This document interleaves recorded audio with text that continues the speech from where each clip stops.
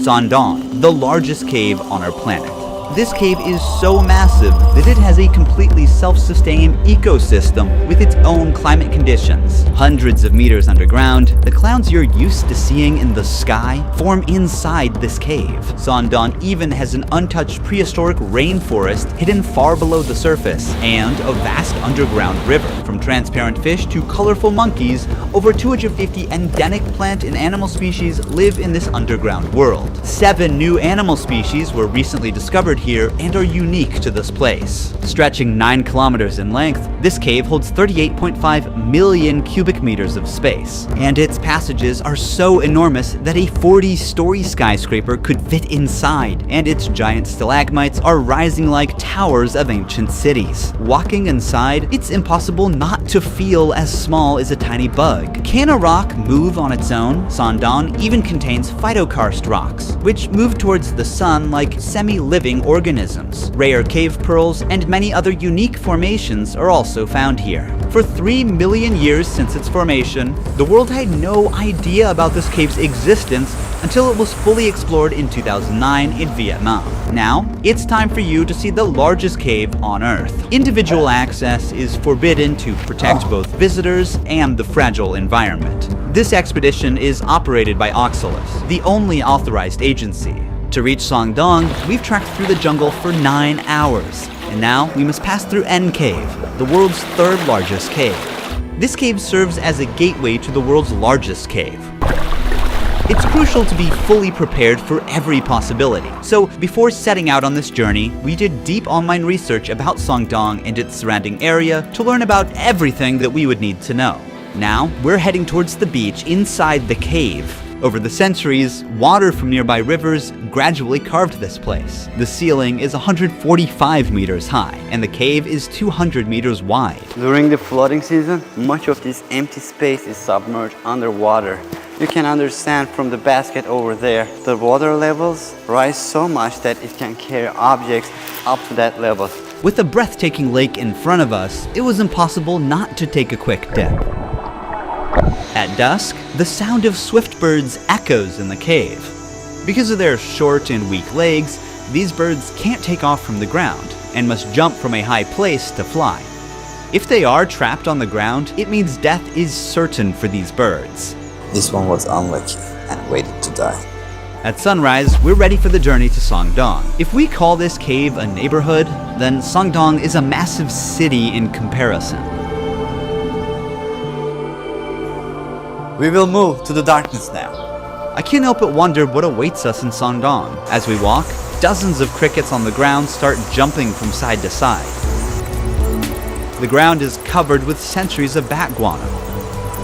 Above us, countless bats hang in deep sleep, but some are awake and constantly defecating on us, so it's not a good idea to look up. That's how my arm looks. We pass by formations that look like travertine. The limestone steps take us to the path that leads to Sangdong.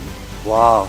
The view here is amazing. You can see some water coming down from both sides. N Cave welcomed us for a night deep in the jungle. Now, it's time to meet Sangdong Cave. It's trying to come to me, you know? It's moving towards me. It knows what to leech on. Oh, it got too big. Beneath the soil we walk on lies the 450 million year old limestone formation, which began forming long before the existence of humans or even dinosaurs. This calcium-rich limestone is composed of shells and skeletons of ancient sea animals that sank to the ocean floor and gradually compressed over millions of years. However, since calcium dissolves easily in acid rain slowly erodes limestone and forms caves over time. This is how the world's largest cave was formed, by rain dissolving limestone. A challenging final climb brings us down to the grand entrance of Sangdong. As we move deeper, everyone's switching on their headlamps now. This path will lead us to the Hope and Vision Passage. In this 9-kilometer-long cave, there is so much to explore. We might be the first to record newly discovered animals. This is the entrance of Sondon Cave. You can see those people look tiny at the entrance. Even just a few steps in, we're surrounded by incredible cave formations. The water, rich in minerals, flows down from the ceilings or walls and builds these beautiful rimstone pools over time. The very first animal greeting us is a cricket. We are making our way through the rocks. Some stalagmites are sparkling in pure white because of the mineral type they're composed of. It looks like a diamond. Yes, it does. There's a huge stalactite in bronze color, resembling frozen waterfalls. The orange-brown hue suggests the presence of iron or other minerals mixed within the limestone. Some stalactites have actually broken off from the ceiling and fell down to the ground. That one in the middle is a fault line. It was formed because of tectonic movements of the Earth. Sondong's enormous size is not just the result of water erosion, but also the fractures caused by tectonic movements, which created pathways for water to flow deeper. There's a huge river in this part of the cave. If you fall, you can't swim. It's so fast. Heavy rains feed many rivers here, and a large and fast river now flows through the cave. How did this come to life? We are like hundreds of meters inside the cave. There is no sunlight. Heavy floods can bring soil and plant stems into the cave. That's why we see a sprouted seed here. Unfortunately, without sunlight, they won't survive for long. The flood also brought spores in, so now there are mushrooms growing here. The moisture and darkness are perfect for them.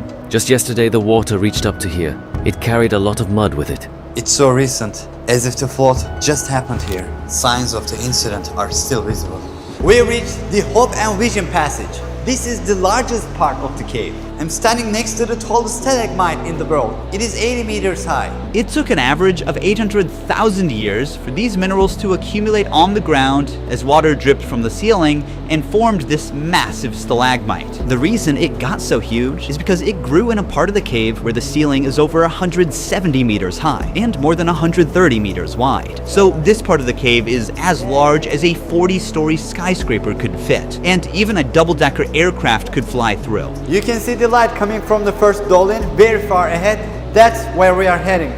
We spot cloudy-like white catches on the ground. What is this? A spider web. When they sense vibrations of a trapped insect, the spider jumps out, bites the prey, and returns to the funnel to eat. These are sand towers. When water drips from above, the parts under the pebbles are protected while their surroundings erode, and in the end, it forms these towers. It looks like a small metropolis. If you carefully look at it, there's a guy standing on the top of that rock. Our teammate in the far distance is now standing on a stalagmite of 60 meters in length. We move 3 kilometers forward in the cave.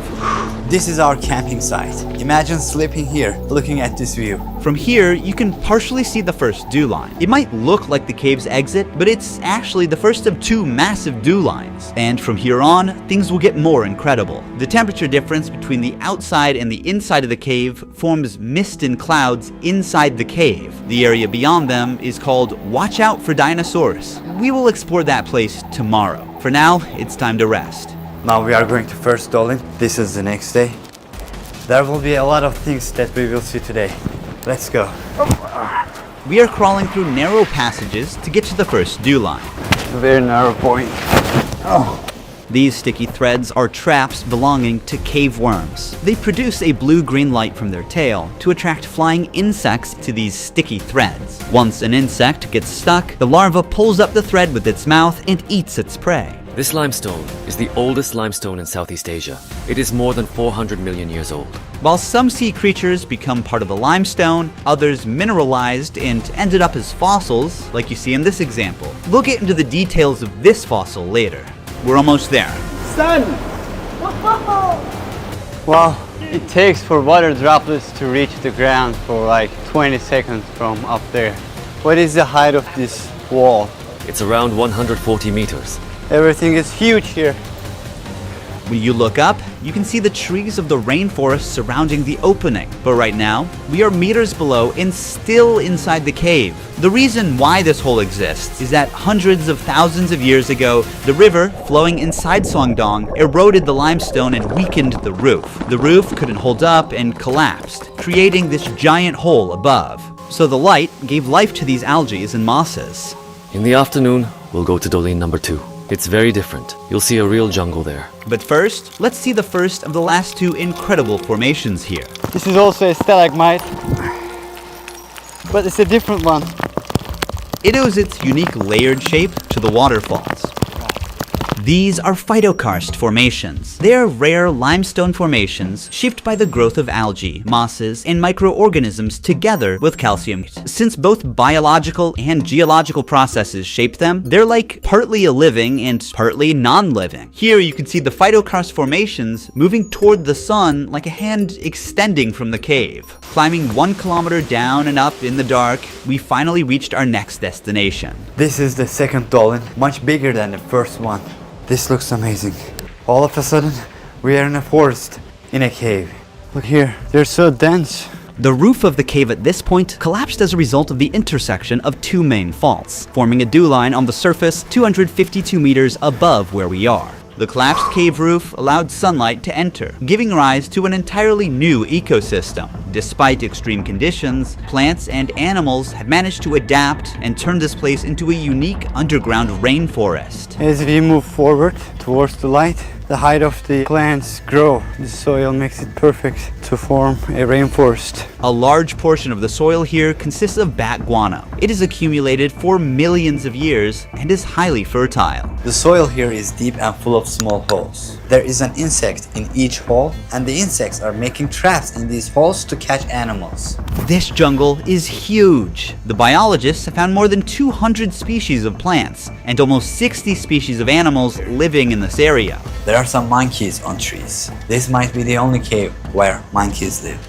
Most primates typically prefer trees as their habitat, and cave environments are not suitable for them. However, this extraordinary cave has become a new living space for certain species. We came across a centipede, and snakes are living in this forest as well. Sound of this forest is calming. Even the explorers who first came here in 2009 thought they'd found the exit for a moment. Remember that we are in a cave. This cave has its own rainforest. All of these trees get thinner but taller to reach the sunlight coming from above. That's why all of them are very thin, but very tall compared to their width. Certain trees reach heights of 40 to 50 meters. It's because the trees prioritize height to maximize sunlight absorption. This is the remains of a snail. Monkeys catch these snails and break them with stones, then eat them. As we move through the cave, we start coming across signs red-shinned dukes have left behind. Look, so many snails. Most of them are broken and probably eaten by a monkey. We kind of forget we're in the cave because it's so massive. This is where we are going to camp tonight. It's our fourth and final day in the cave. Today, we navigate through a water-filled passage before reaching the Great Wall of Vietnam. The stalagmites here look fascinating, almost like the work of a sculptor. A pool of water surrounds this column and fish are swimming in it. These fish have no eyes as they have adapted to live in this total darkness. Instead, their other senses got stronger over time. See how it doesn't give any reaction to the shadow of my hand or the movement? It doesn't see anything. Like the fish, this cricket is completely blind. It doesn't see me. These super rare formations are called cave pearls. They are usually 1 centimeter in diameter, but here, since they are too old, some of them are as big as a tennis ball. Just like real pearls, they form around a tiny nucleus, such as a grain of sand, with layers of minerals slowly building up over time. They need a few hundred years to be fully formed. As we push further into the cave, something unexpected catches our eyes. These are deer bones. They're estimated to be 500 years old. There is one last challenge ahead, an 80-meter high karst wall called the Great Wall of Vietnam. To reach there, we must also pass through a 600-meter long Passchendaele Passage. The passage is now filled with water and is turned into a breathtaking jade green lake. It's so high that the light does not reach to very top. After the wall, the light from the exit is visible from 500 meters away. We have explored the world's largest cave from one end to the other, yet on the fourth day of the exploration, one mystery still remains. Which ancient creature the fossil we saw in Sondong belongs to? I'm opening